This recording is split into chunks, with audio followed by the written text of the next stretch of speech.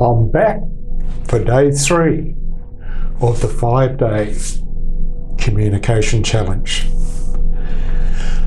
Today I want to talk about something that I find with entrepreneurs is a common problem, and it's the same with many people. They've been working on their project or their business, and when they talk to a group or talk to somebody, they want to tell them everything about what they've been doing. And what this does, it just floods the listener. There's too much information. They just get overloaded and they zone out.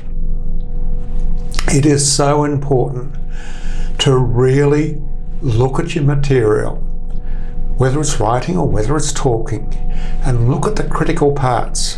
What are the nuggets of gold that you need the audience or the person you're talking to understand? And this is not easy. It takes work to edit something and really bring it down so it is a very concise document or speech. When you're talking to an audience, it's not an audience. Yep, there are a whole lot of individuals. And some will be having a good day, and some will be having a bad day maybe. Some will be listening as though they're really grumpy. Some will have a smile on their face and they won't be listening because they're thinking of other things which have nothing to do with you. So you've got all these people in front of you. So it is essential you just keep on hitting them with the nuggets of gold that you've got, making it really easy for them to absorb. Because if you have too much information, they're going to go back into their own little worlds. As well as this, each person you're talking to has got two personas. They've got the experiencing self. Now that's just experiencing everything that's going on around them. But that's not the one you want to talk to. You want to talk to the remembering self. The one that remembers what you say and takes it home with them. I could explain it this way.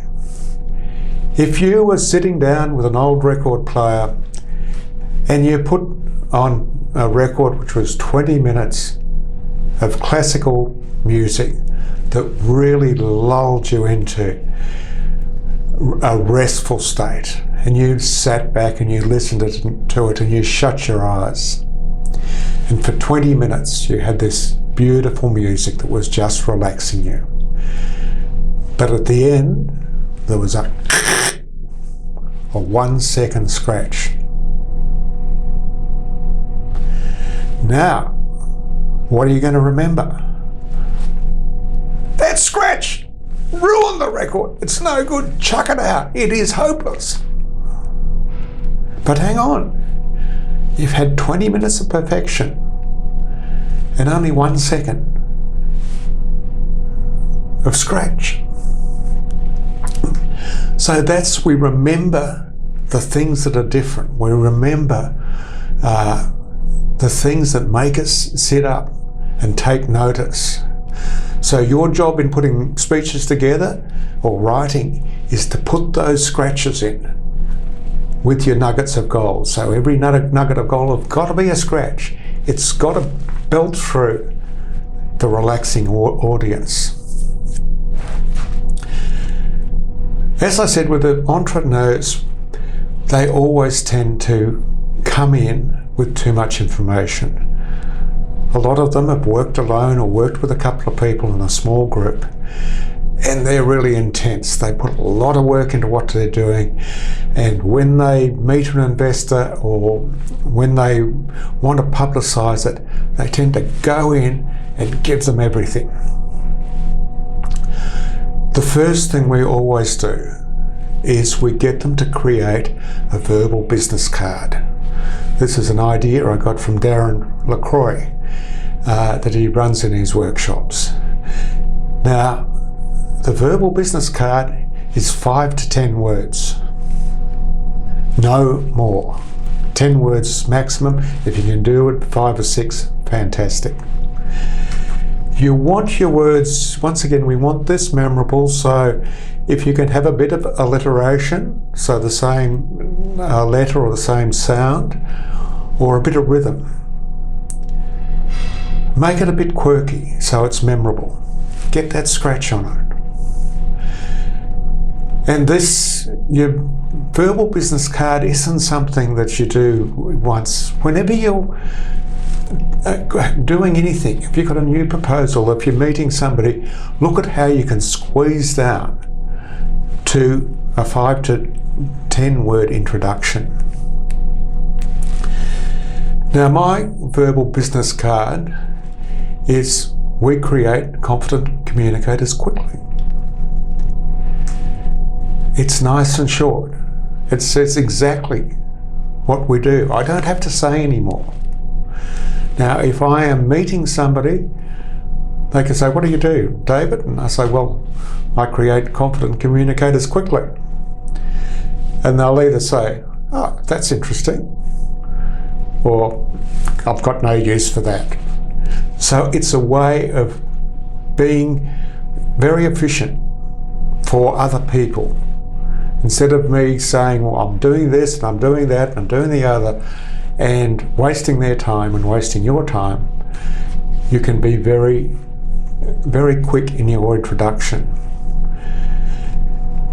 Now, we've run a few workshops and we've had people like ones with Meals on Wheels.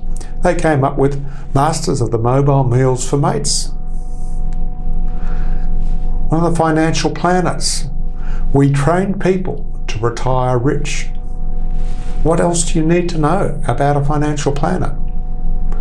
See, they get down to the essence of what they do. And a virtual assistant. I create freedom. 3 words. And it says in a nutshell what they do. So the verbal business card is a great conversation starter. It's a great way for you to start off on the right foot and letting people know what area you work in, and if there is any interest to continue the conversation with you. Otherwise, you might talk about the footy or basketball or whatever's going on if there's obviously not something that they're going to be interested in. So my challenge to you today is to sit down and create a verbal business card for your business or for your hobbies, whatever you're going to do to be talking to people about. See if you can squash it in that 5 to 10 words. Bit of alliteration. Don't use your name or your business name or your title. It's just a few words to say, "This is me. This is the essence of what I do." So I look forward to hearing a few verbal business cards being put in the notes below this video. Have a great day.